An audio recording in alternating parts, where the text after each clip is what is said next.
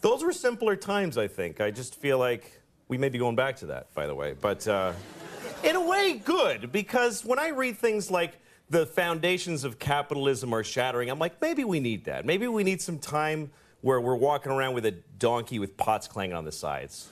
You think that would just bring us back to reality? Yeah, because everything is amazing right now, and nobody's happy. Like, in my lifetime, the changes in the world have been incredible. When I was a kid, we had a rotary phone. We had a phone that you had to stand next to, and you had to dial it. Yes. You realize how primitive? You're making sparks in a phone, and you actually would hate people with zeros in their numbers because it was more like, oh, this guy's got 2 zeros. Screw that guy. Why do I want to? Yeah. And then if they called and you weren't home, the phone would just ring lonely by itself. And then if you wanted money, you had to go in the bank for when it was open for like 3 hours. You had to stand in line, write yourself a check like an idiot. And then when you ran out of money, you just go, well, I can't do any more things now.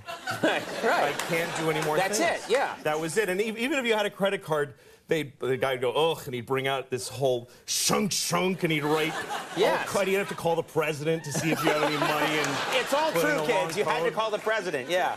It was ridiculous. Yes. Do you feel that we now, in the 21st century, we take technology for granted? Well, yeah, because now we live in an amazing, amazing world, and it's wasted on the crappiest generation of just spoiled idiots that don't care, because this is what people are like now. They got their phone, and they're like, it won't. Give it a second. It's going to space. Can you give it a second to get back from space? Is the speed of light too slow for you? Yeah. I was on an airplane, and there was internet, high-speed internet on the airplane. That's the newest thing that I know exists. And I'm sitting on the plane, and they go, open up your laptop. You can go on the internet. And it's fast, and I'm watching YouTube clips. I'm in an airplane. And then it breaks down. And they apologize. The internet's not working. The guy next to me goes, this is bull.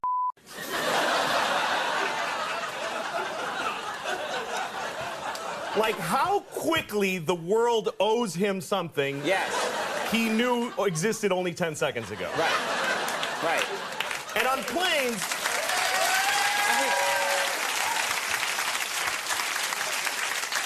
flying is the worst one, because people come back from flights and they tell you their story. And it's like a horror story. They act like their flight was like a cattle car in the 40s in Germany. That's how bad they make it sound. Right. They're like, it was the worst day of my life. First of all, we didn't board for 20 minutes. Right. And then we get on the plane, and they made us sit there on the runway for 40 minutes. We had to sit there. Oh, really? What happened next? Did you fly through the air incredibly like a bird? Did you partake in the miracle of human flight, you non-contributing zero, that you got to fly? You're flying! It's amazing. Everybody on every plane should just constantly be going, oh my God! Wow! Yes. You're flying. You're sitting in a chair in the sky. Yes. Yeah, that's right. Now, Louis. But it doesn't go back a lot. and it's not really. You know, here's the thing. People, like, they say there's delays on flights. Yeah. Delays, really? New York to California in 5 hours. That used to take 30 years to do that, and a bunch of you would die on the way there and have a baby. You'd be a whole different group of people by the time you got there. Now you watch a movie and you take a dump and you're home. Yeah. Nicer way to say it than that, but yeah. No.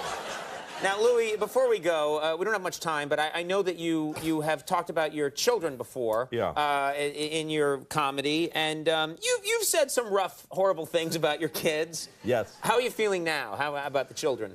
Well, I blame myself more now, because I'm an older father, and I've realized I don't have crappy kids. Right. I'm a crappy dad. Oh, that's the good news. Yeah, exactly. I mean, I'm trying. Here's, like, I make huge mistakes. Like, I was telling my daughter was asking me these questions once, and I'm just doing stuff. And, hey, Daddy, does the world go around the sun? I'm like, yeah. She goes, does it go in a square or a circle? I'm like, it's like an oval. She says, does the Earth go around the sun all the time? I'm like, yeah. She says, will it always go around the sun? And I go, well, yeah, not always, because at some point the sun's going to explode. I said this to a 6-year-old. Yeah. I told her the sun's gonna explode. She starts crying immediately, just bitter tears for the end of all humanity and life. And here's how I tried to save it. I go, honey, this isn't gonna happen until you and everybody you know has been dead for a really long time. She didn't know any of those things. Now she knows all of those things. Yeah. She's gonna die. Everyone she knows is gonna die. They're gonna be dead for a long time, and the sun's gonna explode. And I'm proud of her how she took it, though. She was like, ugh. Woo! Wow. Guess I'll go play. Yeah, shake that off. Till I die. Louis C.